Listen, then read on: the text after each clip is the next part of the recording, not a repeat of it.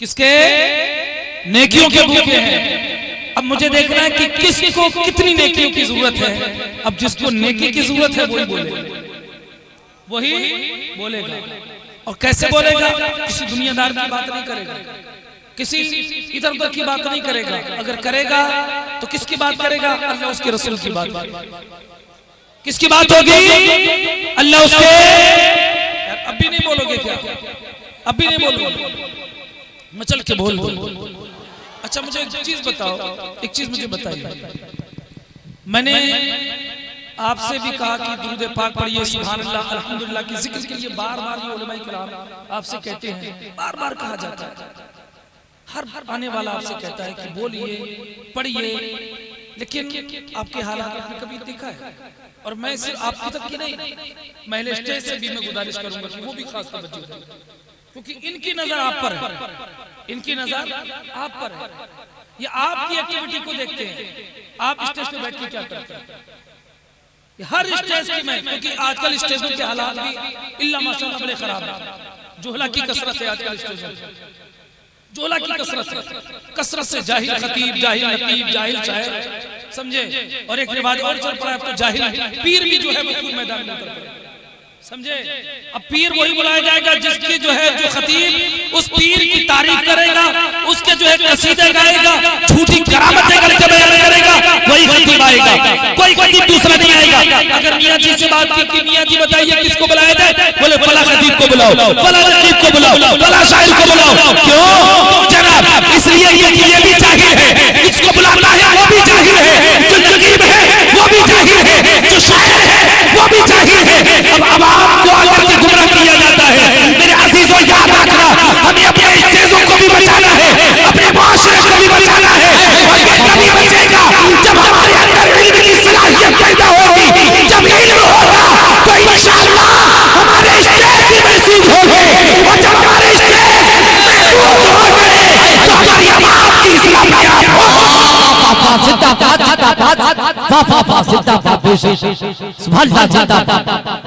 देश बहुत अच्छा जो है आएंगे वही साहब, समझे? आज वही चल रहा है। मैं तो अक्सर जलसे में तकरीरों में कहता हूँ ये बात, मेरे भाइयों खुदा के लिए बाज आओ। देखो हमें करना क्या है, जलसे मजे के लिए नहीं, जलसे हमेशा इस्लाह के लिए किया। मैंने आपसे क्या अर्ज किया?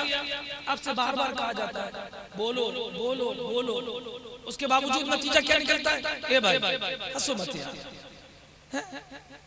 क्या बात है यार? देखिए मैंने क्या कहा, मैं आके खोल के तकरीर करता हूँ, करवाओगे चाहोगे तकरीर करूंगा, वरना मुझे कोई इस बात की वो नहीं। मैं चंद बातें आप तक जो आपकी और मेरी सबकी, मैं अपनी ड्यूटी पूरी कर रहा हूँ, आप सुन करके अपनी ड्यूटी पूरी कीजिए। और कोशिश कीजिए ये सुन करके सिर्फ यहाँ से सुन के यहाँ से निकाल के मत जाना, वरना कोशिश करना यहाँ से सुनना और यहाँ इसको जगह, यहाँ इसको जगह। मैंने क्या कहा, बार बार कहना पड़ता है, लेकिन नतीजा क्या निकलता है? कोई पढ़ने को तैयार नहीं। अब जानते हो मेरे और आपके नबी ने क्या फरमाया?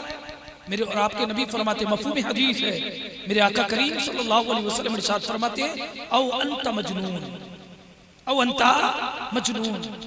जिस हदीस का मफहूम है कि जब तुम मेरा जिक्र करो, कौन फरमाता है? मेरे और आपके नबी फरमाते हैं, जब तुम मेरा जिक्र करो तो ऐसे जिक्र करो कि देखने वाला जब तुम्हें देखे तो कहे ये कोई दीवाना है। देखने वाला जब देखे तो क्या कहे? जब मेरा ये कोई। अभी कुछ लोगों की आवाज हलक से बाहर नहीं आ रही। यार अल्लाह ने जबान जिस नबी के लिए दी है, बताओ उससे बड़ी बात कुछ हो सकती है? अल्लाह ने जिस नबी के सदके में जबान अता की, उसी नबी के लिए ये जबान खुले, उसी नबी के लिए जबान खुले। बोलो खुलेगी ना? क्या फरमाया मेरे और आपके नबी ने? जब तुम जिक्र करो ऐसे जिक्र करो कि देखने वाला तुम्हें देख करके कहे ये कोई दीवाना है, बेशक दीवाना। ऑपरेटर साहब इस वाले माइक की थोड़ी सी आवाज हल्की कर, इसको थोड़ा सा सही करिए। अभी भी सेटिंग जो है वो माइक ज्यादा अच्छा बोला, बल्कि माइक की चेंज कर दे तो ज्यादा अच्छा रहेगा। क्या ख्याल है? इसकी आवाज चल रही है।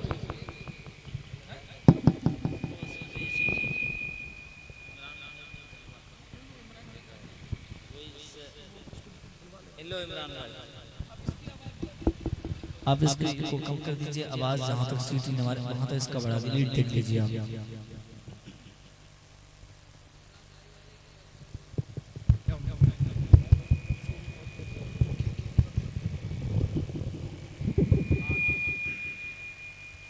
तवज्जो है ना? बिल्कुल ठीक है, माशाअल्लाह। अल्लाह खूब बरकतें अता फरमाए।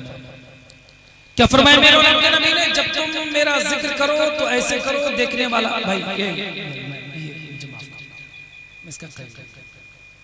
मैंने पहले ही कहा मैं गदा हूं अपने करीम का, मेरा दीन पा रहे हैं। अल्हम्दुलिल्लाह मैं अपने मुर्शिद के फतवे पर अमल अपने मुर्शिद के फतवे पर, इसलिए मुझे गुनहगार ना करें। फरमाया जब तुम जिक्र करो तो ऐसे करो कि देखने वाला तुम्हें देखे तो क्या कहे, ये कोई दीवाना, ये कोई दीवाना। अब मुझे बताओ आपकी हालत देख करके कि कोई ये समझ सकता है ये दीवानों की महफिल है? ये कह सकता है? मुझे बताओ के लिए सारे मुत्तहिद होकर के आज इस्लाम को मिटाने के लिए बैठे हैं।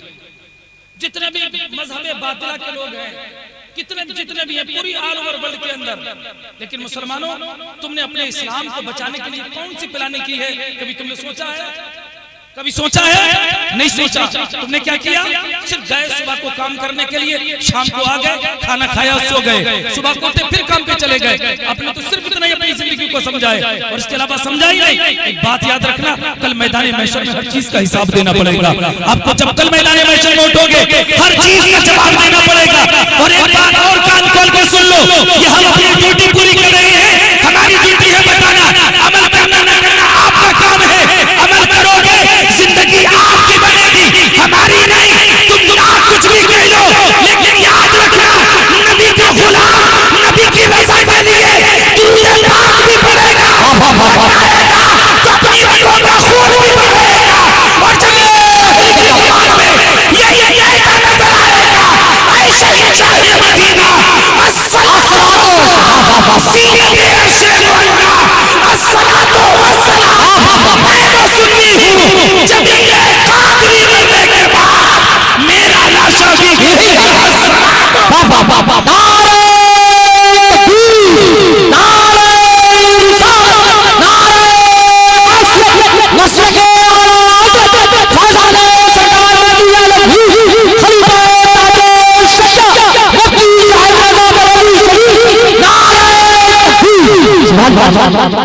अपने अंदर दीवानगी पैदा कर सुनियो, अपने लिए अपने अंदर दीवानगी पैदा कर। और एक बात याद रखना, जिस दिन तुम्हारे अंदर दीवानगी पैदा हो गई, जिस दिन तुमने अपने अंदर दीवानगी पैदा कर दी, वो दीवानगी कैसी पैदा करना है? इस दिल का रिश्ता मदीने से जोड़ना। कहां से?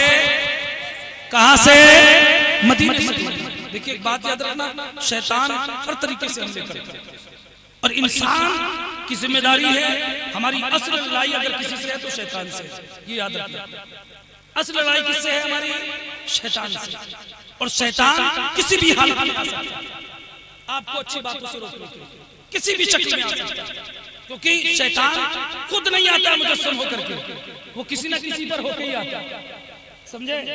अच्छी चीजों से रोकने के लिए। लेकिन खुदा के लिए हमारी जंग शैतान से, हमें शैतान से लड़ना है। और वो जंग हमें कैसे लड़ना है?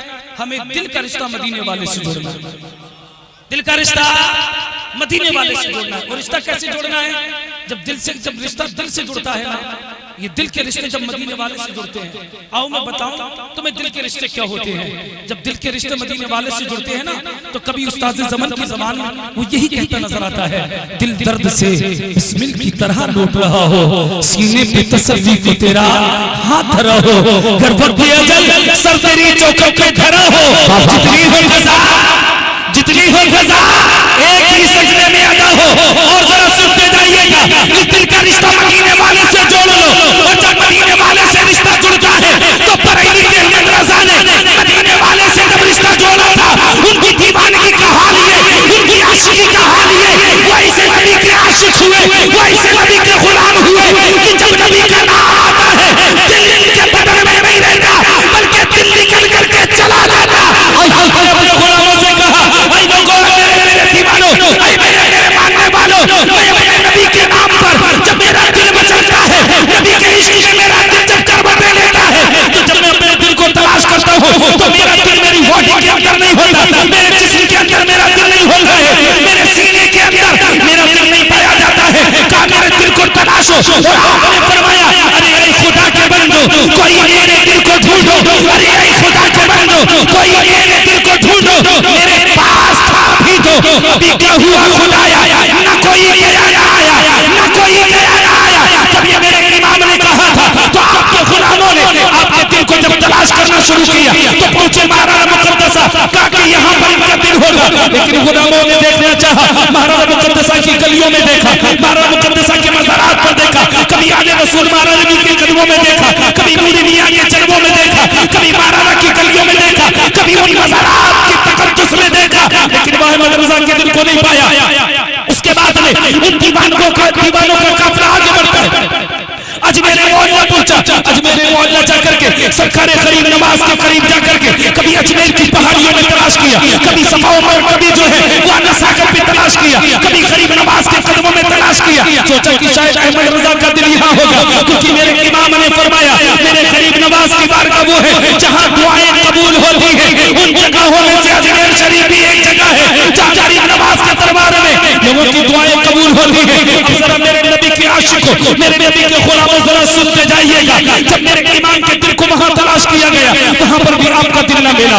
उसके बाद लोग बगदाद मुकद्दसा पहुंचे, सरकार गौसे आदम के कदमों में देखा, कभी नजब अशरफ में देखा, कभी गौसे आदम की गलियों में तलाश किया, कभी उनकी जालियों में तलाश किया, कभी गौसे आदम के कदमों में तलाश किया, वहां भी अहमद रजा का दिल न पाया गया। फिर आगे बढ़ते हैं और पहुंचते हैं मदीनतुल मुनव्वरा। जब मदीने शरीफ मेरे आका के कदमों में जाकर के जब अहमद रजा के दिल को तलाश किया गया तो क्या देखा, अहमद रजा का दिल नबी के कदमों में पड़ा है और लिखा हुआ है। और गुलाम ने कहा हमें ए रजा तेरे दिल का पता चला मुश्किल, रोज़े के मुकाबिल वो हमें नजर तो आया, ये न पूछ कैसा पाया, ये न पूछो।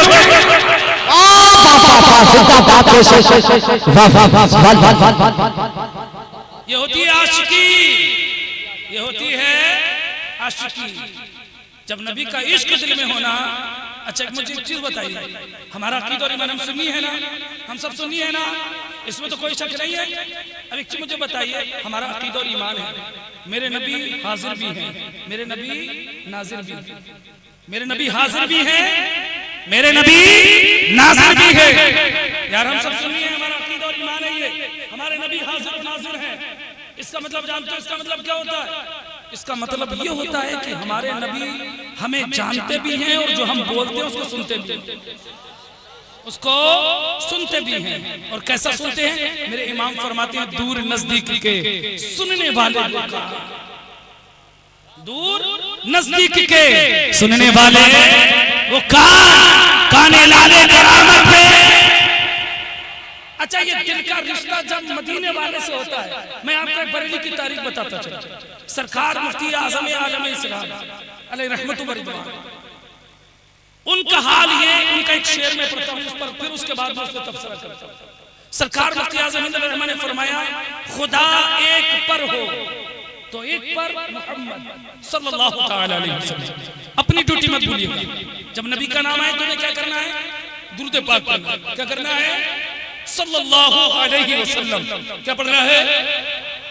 सल्लल्लाहु तआला अलैहि वसल्लम। देखिए एक बात याद रखना, अनाथ को जब मार दिया जाता है ना तो इंसान वो पा लेता है जिसकी उसको उम्मीद भी नहीं होती। सरकारे निजामुद्दीन औलिया अलैहि रहमत के ज़माने में एक मरतबा सरकारे हज़रत निजामुद्दीन औलिया अलैहि रहमत की बहुत शदीद तबीयत खराब है, बहुत ज़्यादा तबीयत खराब है। और जब बहुत ज़्यादा तबीयत खराब हुई ना तो लोगों ने कहा कि डॉक्टर को दिखाया गया, कोई फायदा नहीं हो रहा था, कोई फायदा नहीं हो रहा था। फिर बाद में नतीजा ये निकला, एक वहाँ गैर मुस्लिम हिंदू एक शख्स था जो उसके अंदर मर्ज को सल्ब करने की सलाहियत थी, उसके अंदर मर्ज को सल्ब करने की सलाहियत थी। सल्ब जानते हैं, यानी मर्ज को खींच लेता था। अगर कोई बीमार आता उसके बीमारी को खींच लेता, और था गैर मुस्लिम, था गैर मुस्लिम। अब सरकारे ख्वाजा निजामुद्दीन औलिया अलैहि रहमत जब बीमार हुए, बहुत शदीद बीमार हुए ना, तो आपका कोई मुरीद उसको पकड़ के लेके आ गया उसको। हालांकि देखिए एक बात याद रखना, हमारे यहाँ करामत असल नहीं है, हमारे इस्तिकामत असल है। आज लोग करामतों के पीछे भागते हैं, करामतों के पीछे मत भागा करो, क्योंकि करामतें इस्तदराज के जरिए से काफिर भी जो है वो कुछ ऐसी हैरत अंगेज चीजें दिखा देते हैं जो आपकी अक्लें हैरान हो जाएंगी। अपने अकीद और ईमान को कमजोर मत रखना। अब जानते हैं, आप जरा गरीब नवाज के जमाने को याद कीजिए, उससे पहले उनकी जो हालत थी, पृथ्वी राजा जोगी जयपाल जो था ना, आप उसको जरा पढ़िए, उसका हाल ये था, वो हवाओं में उड़ा करता था। उसके जो हवारी थे, उसके जो चेले चपाटे थे ना, वो शेर की खालों पर बैठ करके हवाओं में प्रवास करते। उसके भी नीचे वाले होते, वो हिरण की खाल पर बैठ के वो हवाओं में उड़ा करते थे। लोग देख देख के हैरत में पड़ जाते थे, यार ये इतने पावरफुल लोग हैं, ये इतनी ताकत वाले लोग हैं, इतनी पावर इनके पास है। लेकिन मुसलमानों, अपनी